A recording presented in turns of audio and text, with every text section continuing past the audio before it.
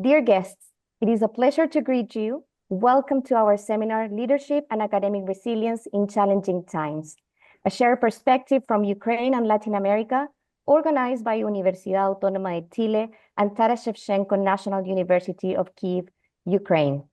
My name is Camila Bravo. I am the Director for International Relations at Universidad Autónoma de Chile, and it is my honor to introduce the welcoming remarks from those joining us for this important event.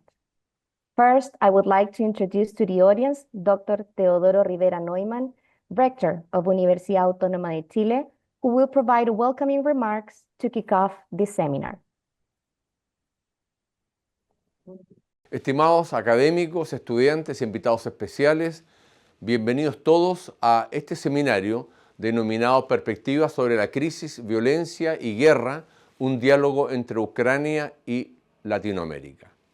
Como Universidad Autónoma de Chile queremos darle la bienvenida a las autoridades de la Universidad Taras Shevchenko de Kyiv, quienes están presentes en este seminario a pesar de las difíciles situaciones que aquejan al pueblo ucraniano.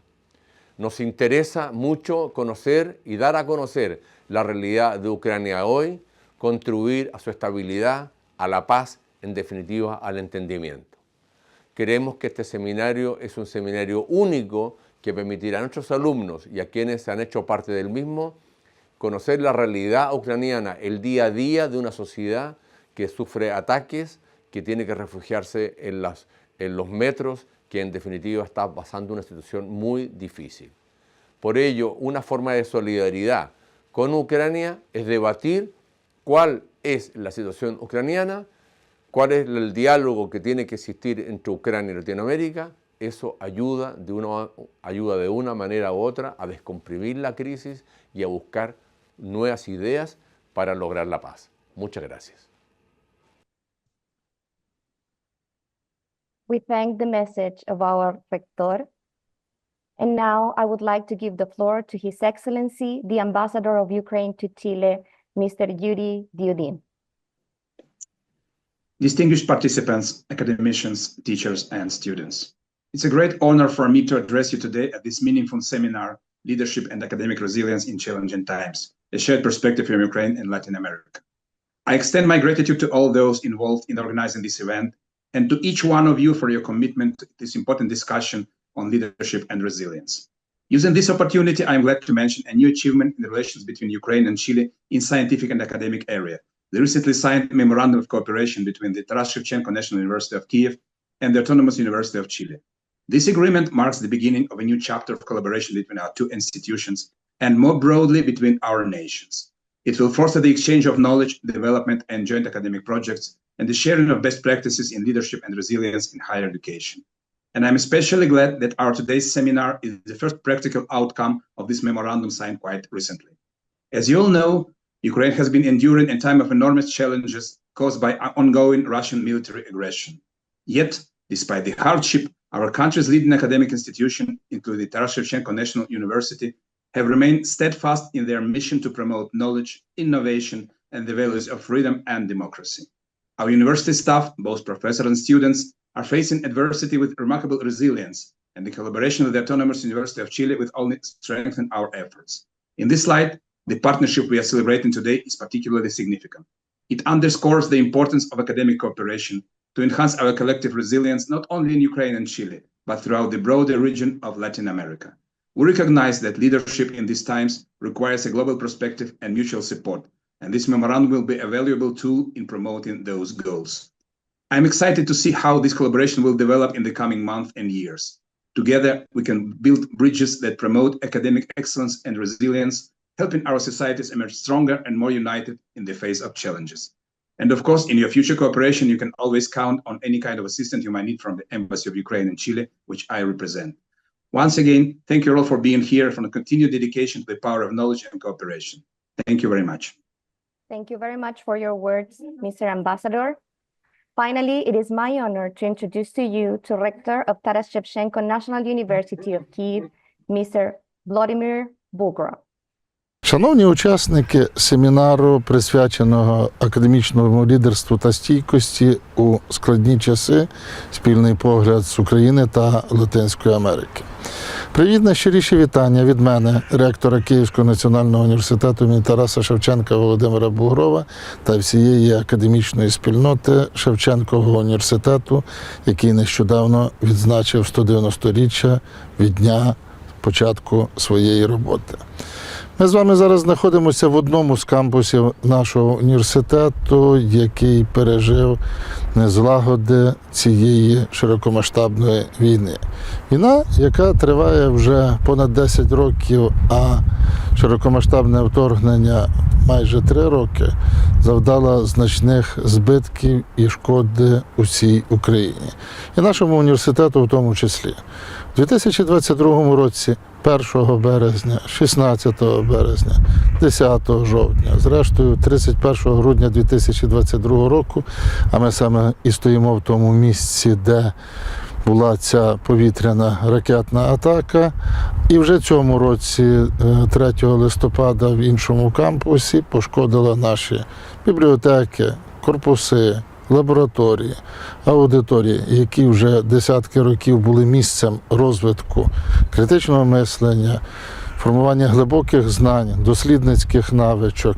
Зараз, як бачимо, вони змінили своє призначення і не завжди виконують свою місію і свою ціль.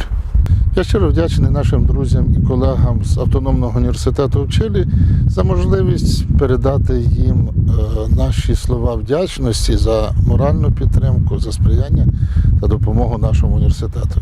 Ви бачите за моєю спиною корпус одного з наших підрозділів, це факультет радіофізики, електроніки, комп'ютерних систем. Тут також розташовується і наш інститут високих технологій.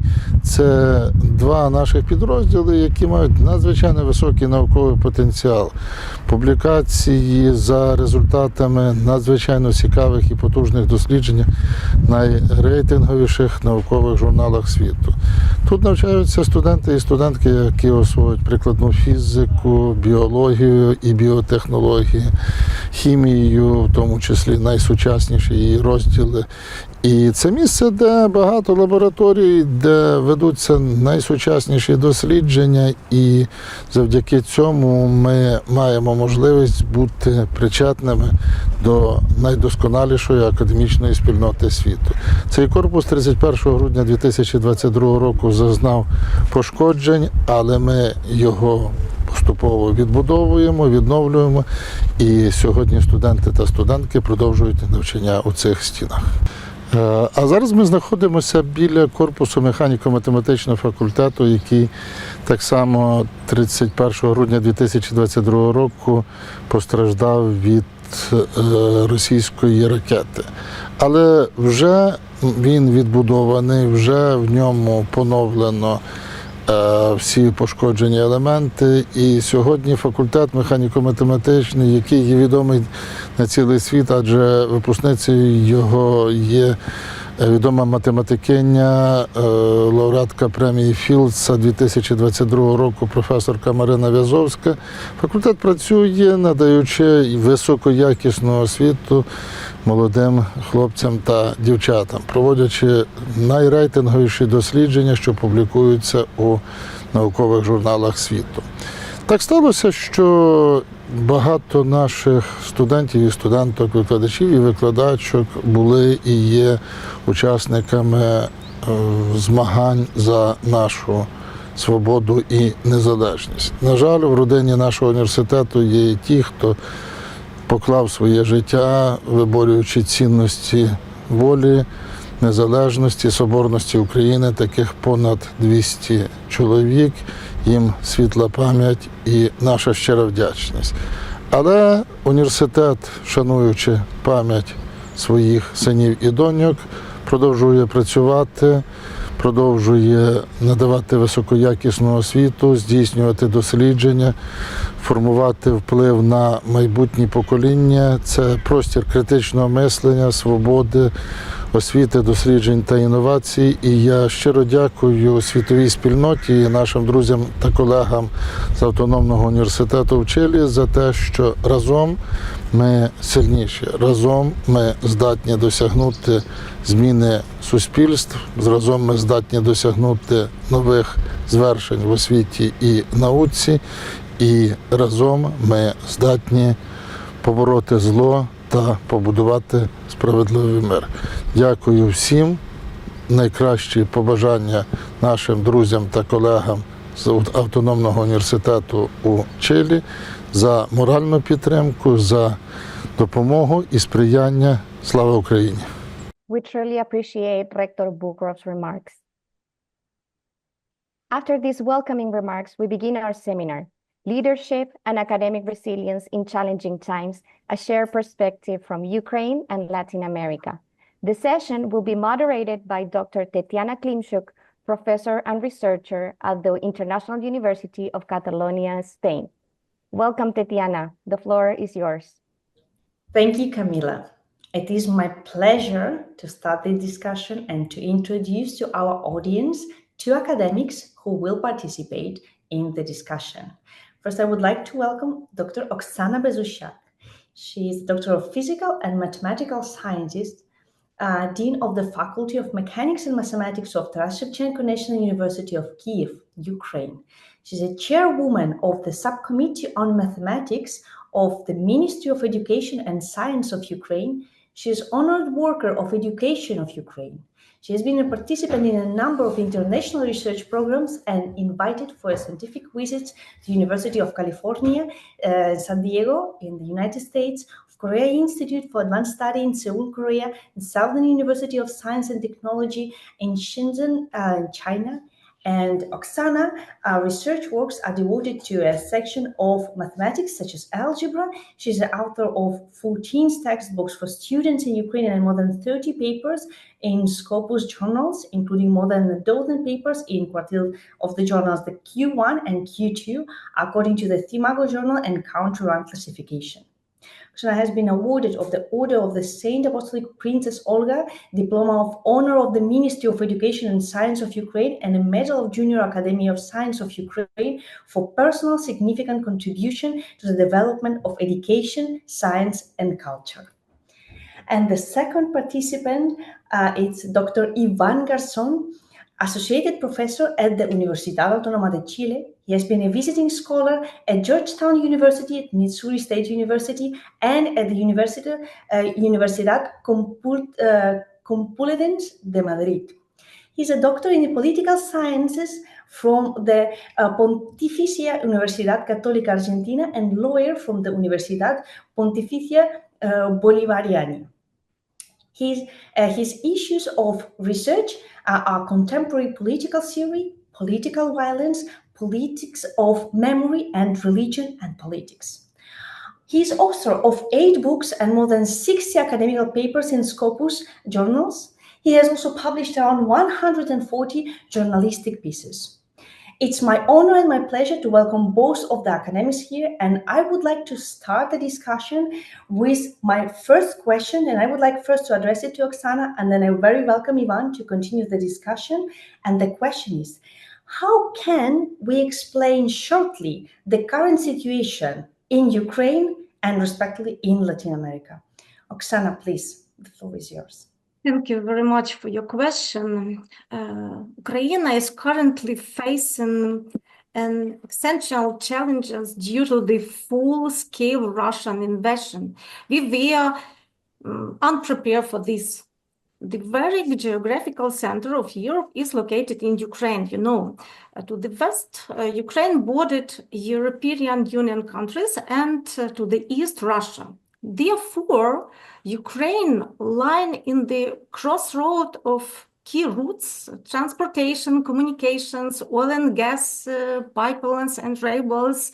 This geographic position uncrossed its strategic importance. Moreover, Ukraine has substantial natural resource. So, in February 24, 2022, we woke up to a new reality. Explosion, fear, panic, waves or refugees, evacuations, nothing worked as it used to be. Everything was shut down.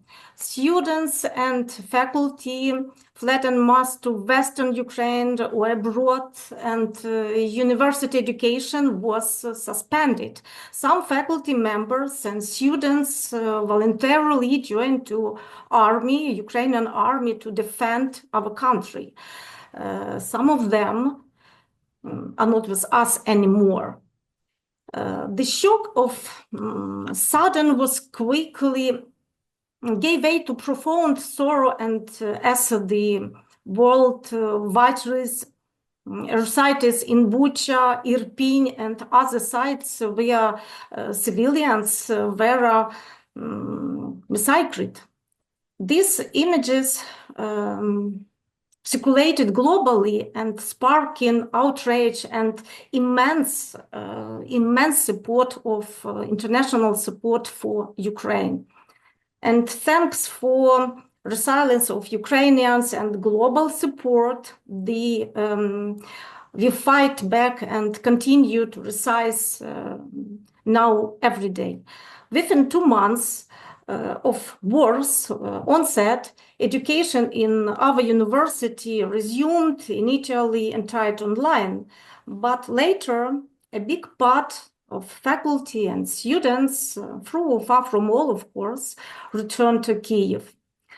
The almost 3 years of war, they brought immense destruction, significant damage to civilian and educational infrastructures, the evacuation of millions from eastern Ukraine to the central and western regions and abroad. The forced migration of a vast number of people abroad, it's a very big problem. And the loss of hundreds of thousands of innocent lives. I try to see some photo for you.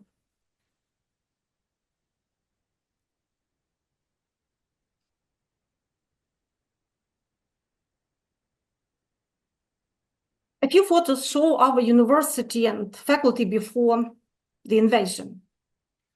This is university building. This is our faculty of mechanics and mathematics. And now we have a new reality. Photos of damage of our university building caused by missile and drone attack on Kyiv. One more. This is our central building, the Institute of Philology. This is our faculty, and another reality. Photos of the, during the air raids, during missile attacks, our students, of course, too, are moved to shelters within the faculty building where classes continue. Photos from just a few days ago depict students in underground shuttles during air raids. And one more.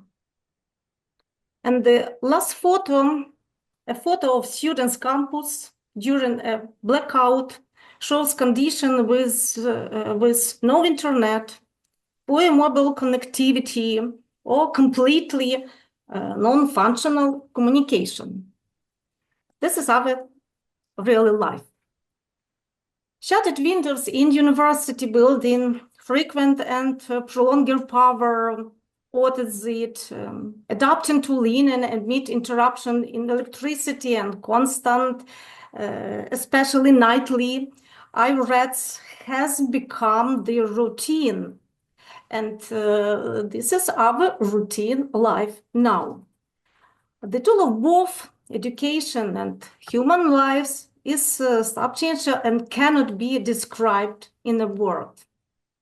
Thus, today's seminar and our collaboration are not merely an exchange of experiences. They are a reminder that together we can address global challenges. It is both an act of support and a step toward rebuilding and advancing Ukraine through education and science. Thank you. Thank you very much, Oksana. I think that summarized is that the current situation in Ukraine is war, but it's very important also to understand what does it mean, war, like the routine life, how it actually can be managing during the war. So thank you very much, especially for the photos, for the visualization. And I just wanted to continue to following these very important messages that you closed your first intervention. I want that Professor Ivan just to follow it and to give your view, give your vision from the perspective of the Latin America. Thank you, Tatiana. And first of all, my solidarity with the friends and colleagues from Ukraine. I would like to begin with a short introduction of the international situation, because we are living in a dangerous situation, in a difficult times, and probably the most relevant word to describe the current situation is crisis, war, violence, and conflicts. So it's a fact that liberal democracies, it seems, are losing the battle against contemporary tyrannies because, for example, recent political events have shown that many people have elected authoritarian and populist leaders in preference, obviously, to liberal ones. Likewise, in the contemporary world, the use of data and information through artificial intelligence techniques is used to predict and manipulate the political preferences of the people, and even to dismiss the existence of free will. For example, how you will know Harari is very relevant in this sense, the work of this thinker. However, some scholars argue that in the case of democratic elections, voters who feel underrepresented by political elites see elections as opportunity to express their resentment, and consequently do not support the policies put forward by the policymakers, whom they conceive as a lacking common sense. In the same way, artificial intelligence techniques are seen as an opportunity to achieve better public policies, for example, to optimize time, people, and profit for social progress. Besides the rise of populism, other threats to liberal democracies appear in the international scenario: identity politics, nationalisms, political correctness, and group thinking, or some new forms of tribalism, as well as arrogant forms of secularism and intolerance. They all reject certain liberties, such as freedom of expression, freedom of speech, and freedom of religion, and also foster a version of egalitarianism that undermines the core of public liberties. So we need to remind that in the summer of 1989, a relevant thinker, Francis Fukuyama, announced the end of history.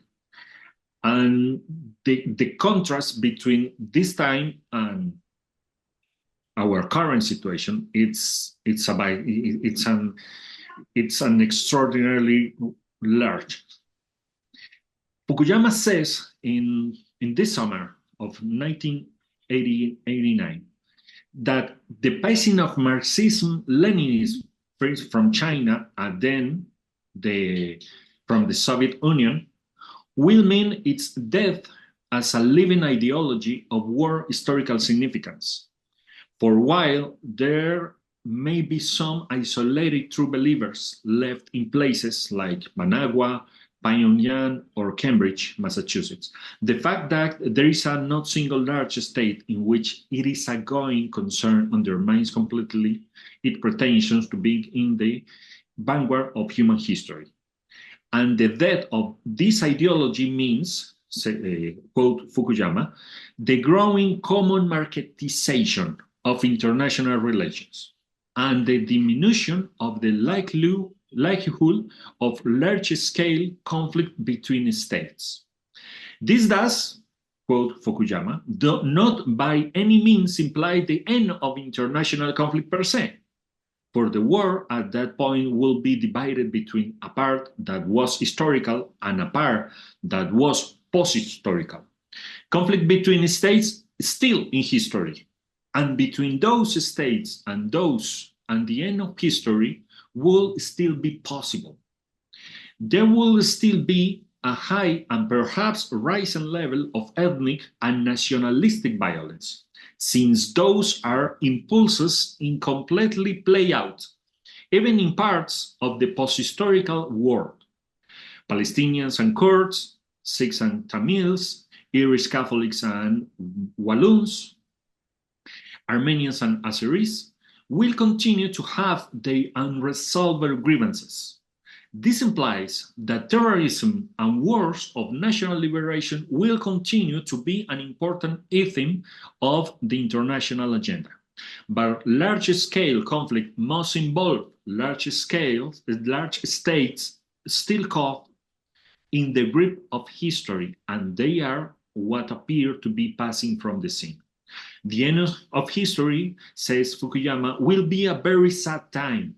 The struggle for recognition, the willingness to risk one's life for a purely abstract goal, the worldwide ideological struggle that called for daring, courage, imagination, and idealism will be replaced by economic calculation, the endless solving of technical problems, environmental concerns, and the satisfaction of sophisticated consumer demands. In the post-historical period, there will be neither art, not philosophy, just the perpetual caretaking of the Museum of Human History.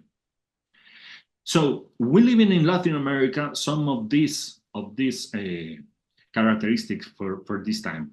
We are living in a crisis war. We are living a new wave of organized crime, and we're living in an unresolved conflicts, historical, ethnical in some cases, but we are living especially in a violent and conflict context. Obviously, it's not a war, and we have to learn from Ukrainians so much, a lot, but we are living in a fragile situation and in a constant and rising crisis of the liberal democracy. Thank you, Dr. Ivan, for your opinion. I guess you opened like completely new perspective, and you opened a completely different definition of crises. You mentioned the AI, you mentioned the informational bubble, you mentioned the crisis of violence, and you also said that it's very important to learn from another countries and from another experience, in this case, to learn from the resistance of Ukraine and from everything that explained Dr. Oksana before. So my question is, the next question, which for me it's very natural to ask, you've already started to answer that, why it's important to understand this current crisis in your region. And I will ask Ivan first of you, to following your discussion. Then I also would like to ask the Dr. Bezushak to answer from her point of view, why it is important to understand these kind of crises. They're very much different for the people who are living in different parts of the world. What do you think about that?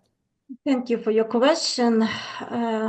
understanding crisis in Ukraine and Latin America allows us to recognize the universal challenges faced by educational system during times of instability, such as wars or conflicts. Moreover, it facilitates the exchange, the unique approaches which can help build more resilient education system, capable of not only withstanding crisis, but also actively contribution to their resolution. As for me, this is most important things. And I'm a mathematician, not a political analysis, so I will refrain from analysis by causes and stick to the facts. And the facts are as follows. Because Ukraine is situated between European Union and Russia, it has historically been drawn into every conflict between these powers, resulting in astronomical losses of Ukraine lives. Ukraine has suffered and continues to suffer from various political intrigues, geopolitical policies, and of course, pervasive influence of large-scale pro-Russian propaganda, which operates like a global web. Meanwhile, our resource of counteract, these are extremely limited. Additionally, they face enormous internal challenges, economic crisis, the immigration of talent, young people, many of whom have gone abroad or to the battlefield, and countless lives lost, including those of our students of our university and our faculty too. The war has touched every family in Ukraine, This is why it is critically for us to communicate to the global academic community about the war, about the situation in Ukraine and our values. Without the support of international community, we cannot endure. It's really important things for us and for whole world. What is crucial for the Ukrainian educational system right now? First of all, protection, access to education. Because ensuring that students can continue learning despite disruptions. Another thing, preserving academic institutions. Maintain the integrity and functionality of schools and university. This is very important. Another thing, safeguarding national identity. Education plays a critical role in preserving cultural and historical heritage. It's very important for us in time during the war. Fostering critical thinking, developing the ability to critically evaluate information, especially in the face of propaganda, Russia propaganda. And maybe last one, supporting displaced scholars and students, providing opportunities to those forced to flee these homes to continue their academic journals. So education is a tool for development and a key mechanism for overcoming two consequences of crisis. And maybe final thought. Global crises require global solutions. Recognizing this parallel strategy encourages international solidarity and collaboration. Global challenges demand united responses, and by understanding and exerting this crisis together, we can strengthen our collective ability to negative and resolve them. Thank you. Thank you, Dr. Oksana. I give directly straight the word to Ivan. I agree with Professor Oksana. Global problems requires global solutions, and for this reason, this kind of conversations are relevant. And the other hand, we need to understand that we have just one world, and we need to care it. We need to care this world in different activities in different fields.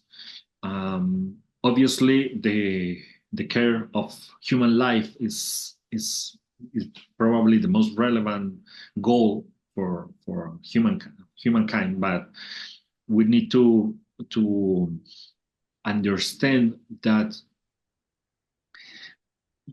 when happens something in one place is a fact that there are consequences of this fact in other places. For example, we are living in a different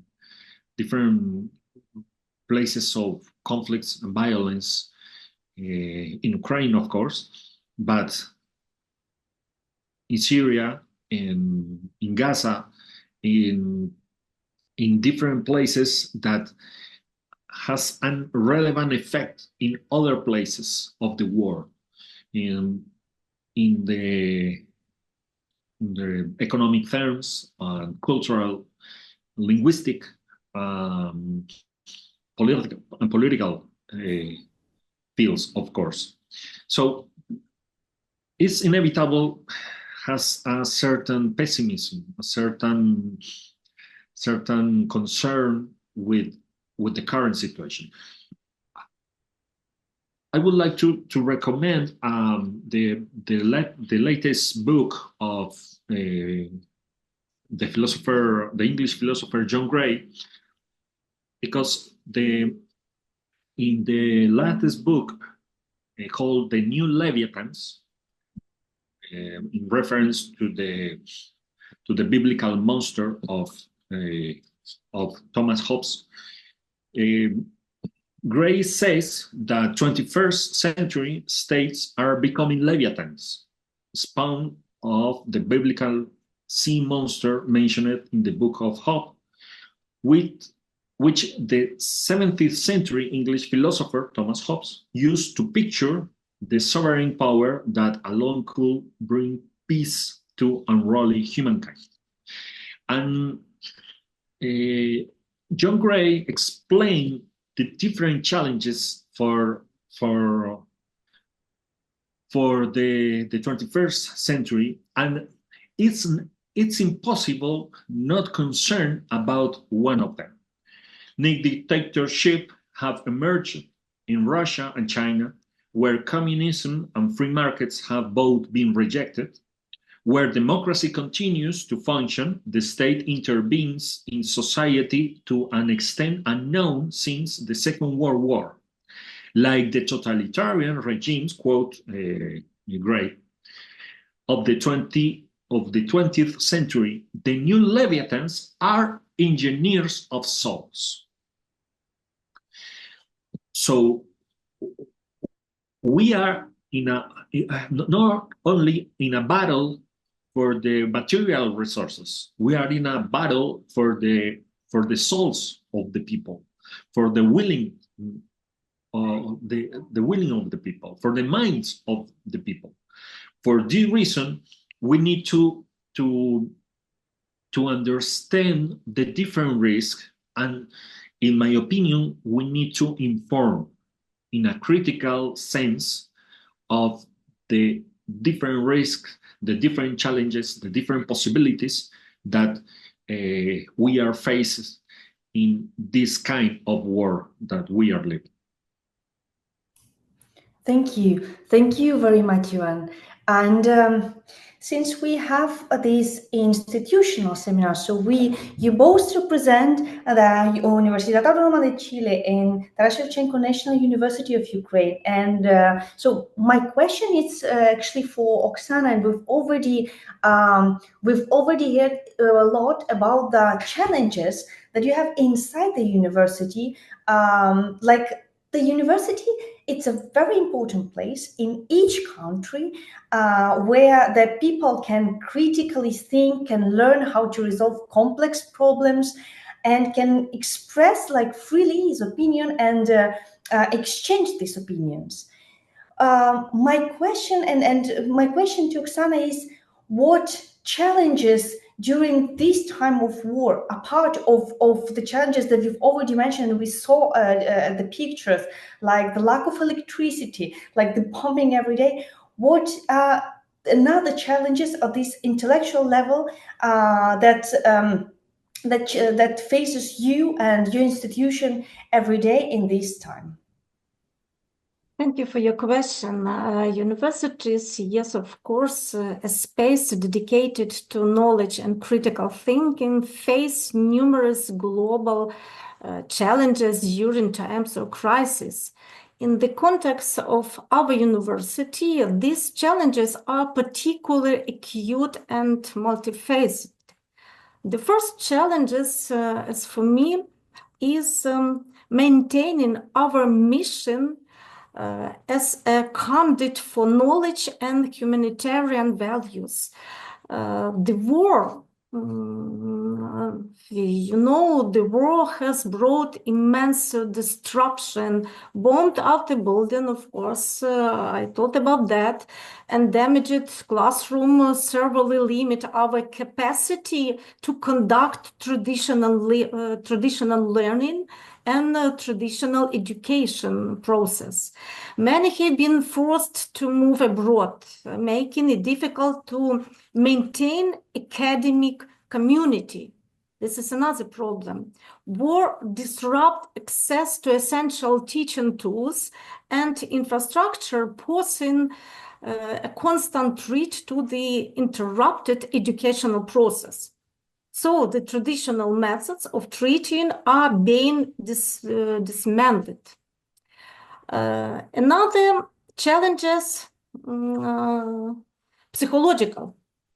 It's very hard, it's very important. Let us, in a minute, imagine being a Ukrainian student in a lecture hall, for example. The air raid sirens begin to wail.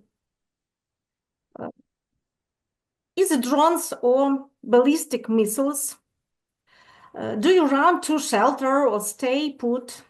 Will you reach safety in time, or will you harmed? Are your family members, your parents, your grandparents, siblings safe in shelter, or they are at risk? So this is daily routine, this is daily relative, and nearly every day and every night for almost 3 years. And students incapable of focusing on everything else. This pervasive stress diminishes the quality of the education and quality of our job. So, universities are traditional places for open dialogue, even about the most sensitive topics. However, during war, they must walk a fine line. From the one hand, fostering critical reflection and open discussion is essential. It's really essential. But from the other hand, universities must adhere to moral imperative condemning violence and injustice while supporting the defense of the nation. The war has profound changed the focus of our research and practical projects in our university, and not in our university, in our educational system. You know, every child in Ukraine now knows terms like drone, Mavic 3T, REP, radio electronic warfare system, and other military technologies. And topic previous interest, such as drone technology and electronic warfare, have become central to university academic work and driven by the need to support national defense. So this is a new opinion, and this is a new way for our technology, for our research, and for our studying, and for our learning. And conclusion, the war has pushed universities into uncharted territory,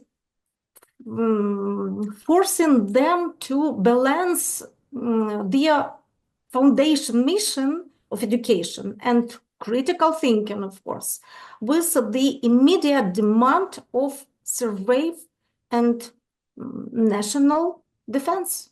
Thank you. Thank you.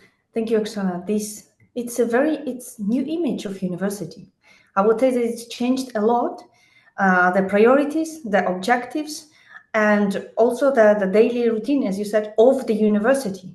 And the university in Ukraine should adapt very fast, like from day to another to that. Ivan, I'm very interested that you also share this perspective from the university side of Latin America, because I think it should be completely different based on the different source of crises that you mentioned. Of course, we are living in other contexts from Ukraine. In Latin America, we are living in a context of different inequalities, and probably one of the most relevant obstacles for the mission of university is my opinion, the social inequalities that many people can study, can stay in the university, can have the different resources for to make a successful academic career. On the other hand, we are living in the Western societies a relevant and difficult situation of the humanities and social sciences and the knowledge, non-material or the non-economic results knowledge. And in this sense, many thinkers in the last years, for example, Marta Nussbaum and the Italian Nuccio Ordine, and in Spain, Irene Vallejo, are claiming for the social relevance of the humanities and the classic studies. In this sense, we need to recover the importance of the liberal education, the liberal education in the classic terms, the education of the classics, the education of the great books, the education of the knowledge for myself the knowledge, the knowledge not only with a form to a specialization, the university not only like a place to make engineers or economists or lawyers. The university, in the sense that the Professor Roxana mentioned, the university as a kind of knowledge reserve. For example, we are forestry reserve. We are natural places reserved to certain uses, because we recognize in these places their importance, their value. We need to put the university in this sense. We need to understand the university like a knowledge reserve, like a curiosity, like a critical thinking reserve, and in this sense promote a more relevant and social and public role in the society, and especially to the capacity of the scholars, of the students, of the universities, to say something about the different situations, to say something about from the science, from knowledge, from the humanities, from the tradition, to say something relevant to public policies, to social problems, to political issues, to current situations, because the relevance is probably one of the most issues that today is just questioned. So we need to do more. We need to do more, especially in the sense to cultivate the knowledge and critical thinking, and to show to the relevance of this knowledge for the society. Thank you, Dr. Ivan. You said a lot of very important and very like the fundamental statement, I would say, and I would like to make the small remarks about that. As ex-alumni of the Shevchenko National University, I would say that the university, we didn't mention it before, but it has almost 200 years of history. And at the beginning of the university, the idea, it was formed actually by the pillars, by the persons who've created their circles of their closest people, of the biggest minds that we had at that moment at our region. And so that was the place, that was how the university was created. There was the best philosophers, the politicians. There was a place of actually cultivating these minds, creating the new ideas, and this how we evolutionized to having this institution that has all the fundamental sciences. One of them is mathematics. That was one of the first faculties that was founded on the base of philosophy faculty first. So that for me, it's very important fundamental principle for the university to be the origin of the ideas, of the developing of minds, and also the relevance, which is a new challenge. And I would say that it's for all the universities, it's very relevant because we have the very fast evolving world. It's that the speed of the changes that happens. It's unpredictable, and so we are the humans. We have this linear vision, so we can't predict only linearly. We can't predict something that it's much faster than linear growth. So for university to be up to date all the time, it's something which is very challenging, but it's something that we have to learn. And And just my last question would be, and I think it's very much important to close this conversation with some positive thoughts of how we actually can resolve these different crises. And specifically, I would like to ask the Oksana first, in terms of the university and in this time of war, it's very important. I think it's for everyone is clear that the most important is to finish this war and to finally do some steps towards making peace. And the university and the university community also, it has to play an important role in that. I would like to Oksana to share some initiatives that the university doing right now in terms of peace. Thank you for your question. Of course, in spirit and peace building, initiative in academic concepts could be sometimes like educational academy for peace. Such program maybe could include collaborative educational projects, of course, using mathematics to model post-conflict recovery scenarios, optimize humanitarian aid distribution, maybe manage resources, analysis, risk, and so on, so on. Of course, it's very important visual exchange program for students and faculty, scholarships for students from conflict regions. Our current efforts in this direction. Maybe some examples from our life and from our work just during the time of war.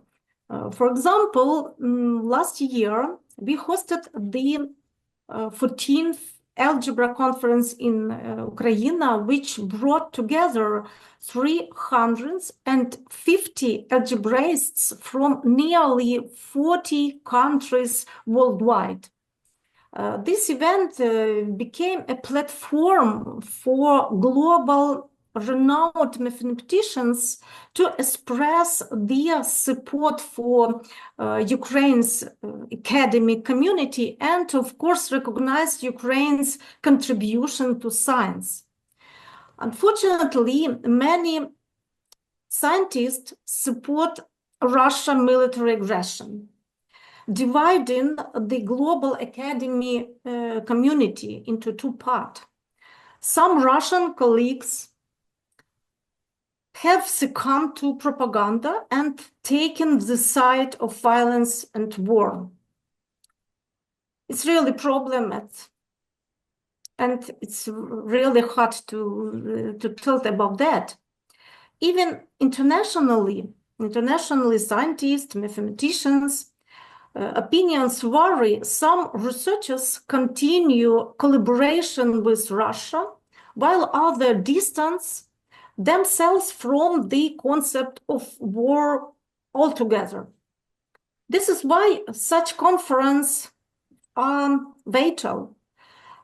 In our event, we hosted the president of the International Mathematics Union, 4 Fields medals. The Fields medal, this is mathematical equivalent of Nobel Prize. We hosted around 20 globally renowned scientists who are laureates of very famous international mathematical awards. Another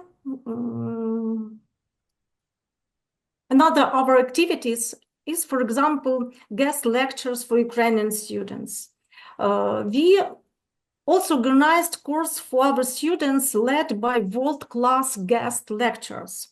For instance, we have lectures from Vyacheslav Futurny, a member of Brazilian Academy of Sciences, and he is a professor of Shenzhen University in China.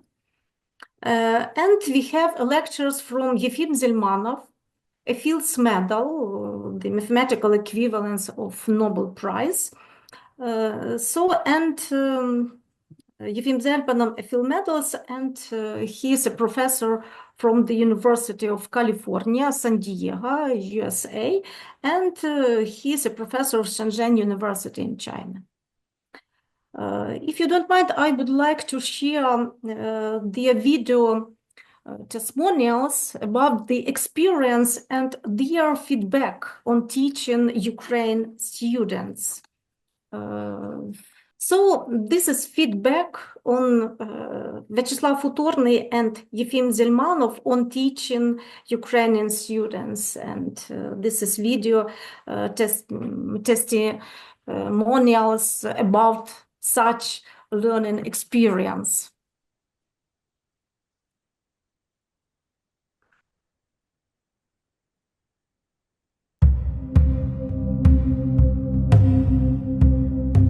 Що я можу сказати про наш курс? Перш за все, мені дуже сподобалось працювати з студентами Мехмату. Я вважаю, що це було дуже корисним для усіх. І для мене також. Все це дає змогу з різних частин нашої кулі спілкуватися з різним спеціалістам, зі студентами. Вони можуть почути і побачити на власні очі фахівців в різних галузях математики і поспілкуватися безпосередньо. І я вважаю, що це дуже добре. І я буду щасливий, якщо буду мати змогу ще раз прочитати який-небудь курс для наших студентів. For me, it was a chance to feel a part of the Taras Shevchenko University, which is a big honor. It's like getting a state prize. I wanted to be with my friends who teach under bombs. And of course, it was a big excitement to see clever faces of students. I hope to see them again personally, and I hope that this experiment will continue. In conclusion, mathematical education, not only mathematical education, education in general is crucial for building peace. It teaches critical thinking, formal analysis, and problem-solving skills, even in the most challenging times. Education fosters resilience, encourage dialogue, and lies the groundwork for more peaceful and collaborating future. Thank you. Thank you very much. Thank you. Thank you, Oksana, for your words. And that was my pleasure to see these two videos of Vyacheslav and from Yefim. This is the pillars of the science, of mathematical science, the worldwide class specialist. And having them for the students in Ukraine, I think it's a different level of motivation, of encouraging.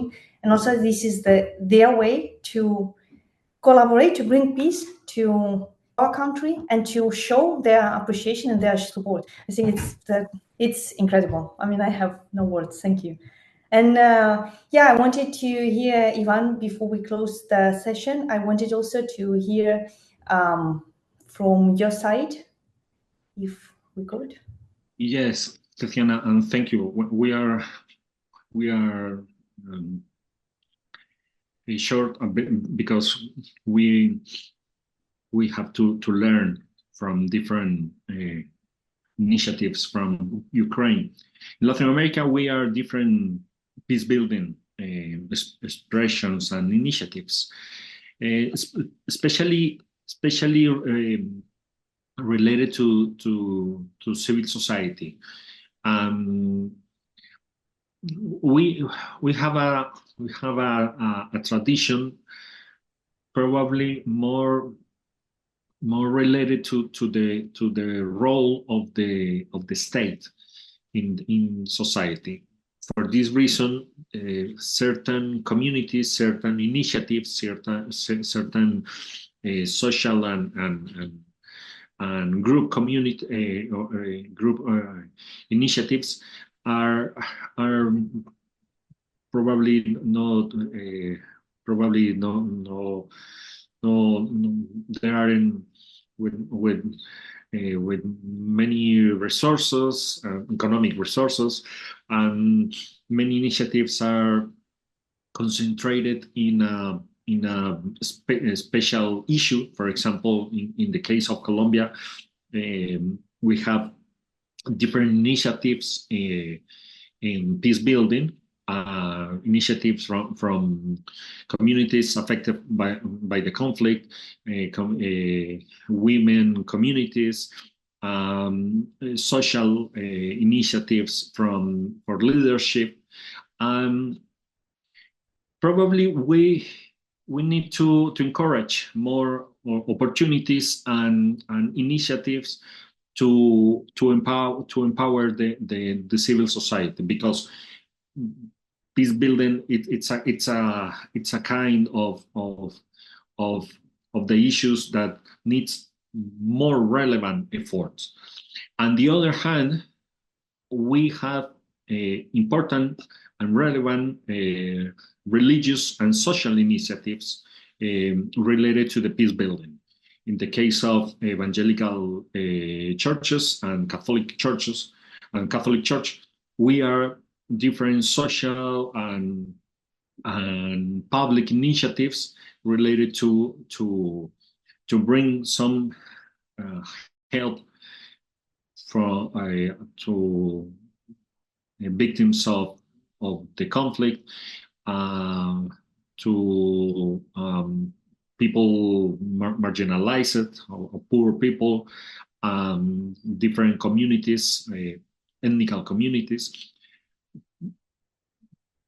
In fact, we have different initiatives from peace building, but in the context of conflict and violence that we are living in different regions of the Latin America, probably we need more initiatives in this direction. But in my opinion, there are a hope that the citizens has the power to make things that the peace there are realities, is not only a dream.